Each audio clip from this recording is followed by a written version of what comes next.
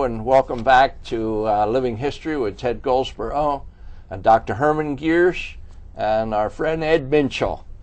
And when we left off, Herman was in the Army overseas in Austria, and he said that one of the most important things that happened when he was in the Army was freeing Dachau.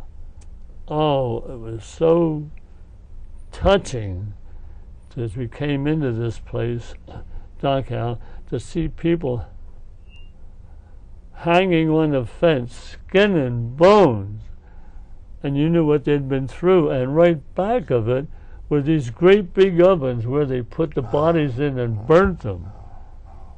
Oh my! It was a terrible thing. And the strange thing was that the people who lived right around there didn't know what was going on. You could smell it in the air, you know. Oh, I think that was the most touching experience I had in the Army. There's some other ones, of course. But now, Herman, how did it happen that a band went to Dachau? I mean, why wasn't it infantry? Well, we went everywhere right behind the troops because there was right after that big first push-off, we were in medical, push-ins in medical, taking care of there were so many broken legs from little bombs, you know, things like that. So we were always very close to the troops. Yeah. Okay. Now we gotta move on. We gotta leave the Army now, and you're back at Bala Cynwyd. Bala Cynwyd, right? And you're teaching. This is around 44, 45, 44. When that opened? No, I see. After the Army. 46. Oh, 46. Yeah, down from 42 to 46. Yeah. Wow. And where was Edith living towards the end? Like in 46, where was she? Before Edith living in Bryn Mawr. Okay. Her father at that time was the supervisor of the grounds and so on, I guess, at the Redeemer. Oh, Church, at Redeemer Church. Church Redeemer in Bryn Mawr. Oh, okay. Yeah. So he had left Episcopal Academy. Yes, he left Episcopal. Right. That's interesting. Yeah. Now we have a few pictures of you as a band director at Bala Cynwyd. And while you were at Bala Cynwyd, you also coached the tennis team. Oh, I loved that. Yeah, good. Why tennis? Had you played tennis as a kid? I played a little bit of tennis, not much though. Okay. But I just loved it, and so after the war, Mr. Kilpatrick wanted more teachers to take care of more activities, and so I chose. And it was fantastic. I don't know whether you knew it, but my boys, I only had boys. My boys won, after you got going, won 7 championships in a row. Wow. Yeah, league championships, 7 of them. That's great. And then when I went to high school, I continued tennis a little bit up there. Oh, okay. Yes, the audience doesn't know who Mr. Kilpatrick is. Can you tell? Well, Mr. Kilpatrick was our principal at Bala Cynwyd Middle High School, junior high school, and he was a wonderful, wonderful man and a wonderful principal. And he tried to help everybody, every activity, and take care of children. They disciplined, they behaved. If they didn't, he got the thing straightened out. And even when we walked into, we had assembly every Wednesday, and on Wednesday the boys had to wear tie and jacket, the girls had to dress in dress clothes. And if you didn't walk into the assembly quietly, go back to your room and get organized. Do it again. Do it again. Yes. Yeah. And as an example, he'd tell us, like before Christmas and Easter things, they'd say, remember, this is not a holiday, it's a holy day. Okay. So he was a wonderful man, wonderful man. But now you had one good administrator at Bala Cynwyd, but when you went through Lower Merion Township Junior High School, Ardmore Junior High School, you had another principal, and who was that? Dr. Ed, I know he was a Ed doctor. Snow. Ed Yeah. Snow. Yeah. He was terrific. Okay, so you had a couple of good administrators. Oh, Mr. Snow would spend quite a bit of time walking around the schools, and he always kept a whistle with him. And if that whistle blew, everything stopped. Yeah. You had to stop. Right. When you hear that whistle, stop. You bet. Right. He was wonderful. Right? Now, Herman, I think you were in charge of some show orchestras at Bala Cynwyd. Oh, yes. Yeah. Yeah.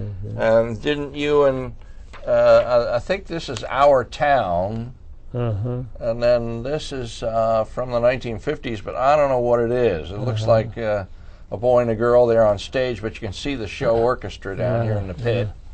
And didn't you and Edith write some music for some, like The Legend of Sleepy Hollow, lyrics by Edith Giersch. Music by Herman Giersch, directed by Ben Ricker. Can you tell who Ben was? Yeah. Ben was an English teacher, I think. Okay, that's correct. Yeah, and he and I got together about he wanted to do shows, you know. So this was, and Edith is very good at words too, very good. She when we were up at Silver Bay, as an example, I directed the shows up there, I mean the music of it, and we thought we'd add, the first one we did was called The Heart of the Mountain, and Silver Bay is the heart of the mountain. We'd do it so much the kids called it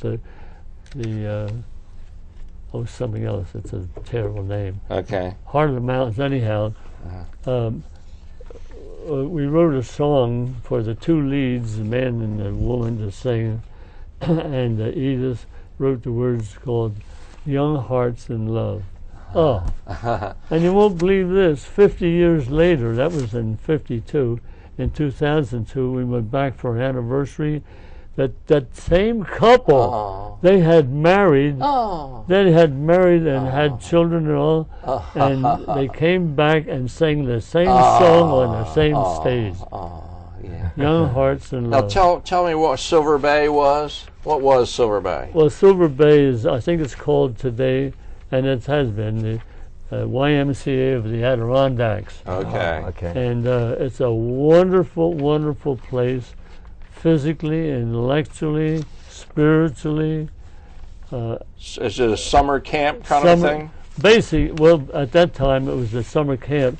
Then they opened for the whole year, and I think now they're back to not quite summer camp, but let's say March to October, November, somewhere. Okay, and you took your family up there? Oh, we've been so thankful that our two boys have been raised there. Okay. Davis was only 5, I think, and Brian 8. They were raised there every summer in this attitude, and they were in wonderful children's groups with great leaders. Okay. It's just, I know it developed them. There's no question about it. Right. Okay. So we talked about the musicals. These were the activities, fun plays at Bala Cynwyd, The Legend of Sleepy Hollow, and Edith helped you with those, and you helped with the show orchestra. Occasionally, you would take a band down to the local movie theater in Bala Cynwyd. Oh, yeah. Can you tell about that? Well, the Egyptian Theater was down there on, I think it's Bell Avenue. That's correct. And we'd go down there to play a concert during the day. It was at nighttime, during the day, and maybe a Saturday afternoon. But nevertheless, I did this before the war. Then when I came back again, we'd started doing it again for a while. And I'll never forget, this was around Christmas, I think, one year, maybe 48 is what it was, 1948. While we were playing up on the stage, somebody came up to me and said, "You're wanted on the phone, emergency." So I had to leave and go to the phone. My father-in-law, Edith's father, had died suddenly because of a heart attack. So I'll just never forget that with the Egyptian theater. You had the band there. But it was a good idea to play those programs. Now, we're running a little short on time here. Ed, you had a person that became quite a well-known, I was thinking about Pierce. Can you tell about that? This would be one of my main impressions. We only have 2 minutes left. With Herman. Okay. And I was in the orchestra, Herman's orchestra, in 1941. This is before he was drafted. And Mr. Kilpatrick called a special, one of the special auditorium things, programs. So I'm sitting in the orchestra pit, 7th grader, 2nd violin, not much of a musician. And I told Herman that. And he had 2 of his primary people up on the stage, Bill Pierce and Frank Brown. Bill Pierce was the trombonist, Frank Brown, trumpet. And I heard those 2 boys play up there. I mean, they're 9th graders. And I thought, I'm in an orchestra. These guys are professionals. That was my impression. My first impression with the Herman Giersch Orchestra. And lo and behold, Bill Pierce turned out to be, and there's quite a story on him, he turned out to be the most recorded trombonist in the 20th century in America. And that's quite achieved. He was on 600 stations. They were Christian radio stations. And the name of the program was Night Sounds. And you can still get DVDs and so forth. You look up Night Sounds on the Night Sounds. Night Sounds, right. Yeah. But he was absolutely a protege. This was his mentor. Herman Giersch. Herman Giersch. Had a lot to do with Bill. Right. He was fantastic. Now we got to wrap up here. We're getting at the end of our time, unfortunately.